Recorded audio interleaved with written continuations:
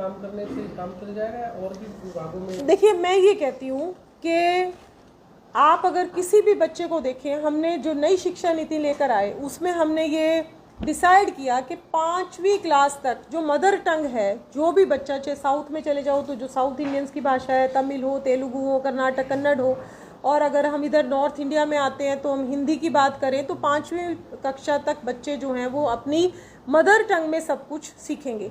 और जो नई शिक्षा नीति है उसमें तो मेडिकल कॉलेज की, इंजीनियरिंग कॉलेज की पढ़ाई जो है वो भी बच्चे अपनी लैंग्वेज में कर सकते हैं, जबकि पहले ये था कि केवल इंग्लिश में ये सब चीज़ें होंगी। लेकिन मैं आपको अपना एक्सपीरियंस बताती हूँ। मैं एक समालखा जैसी जगह से मैं बिलोंग करती हूँ और 10वीं तक वैश्य कन्या पाठशाला में हिंदी मीडियम तक मैंने अटेंड करी अपनी क्लासेस। और जैसे ही 11th क्लास में इंग्लिश में गई तो इतनी मेरे को समस्या आई समझने में, करने में काम।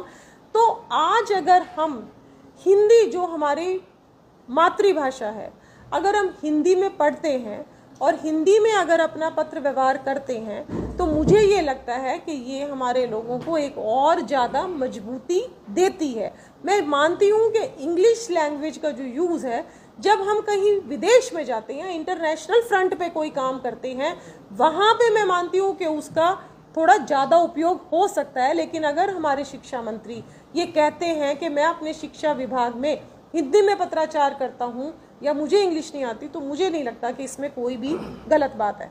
तो और विभागों में नहीं होना चाहिए फिर ये? हमने जब से भारतीय जनता पार्टी की सरकार आई है तो हमने ये सुनिश्चित किया है कि हिंदी में पत्राचार हो।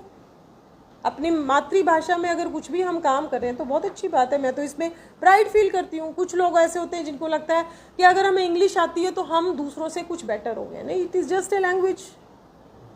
मैं आपने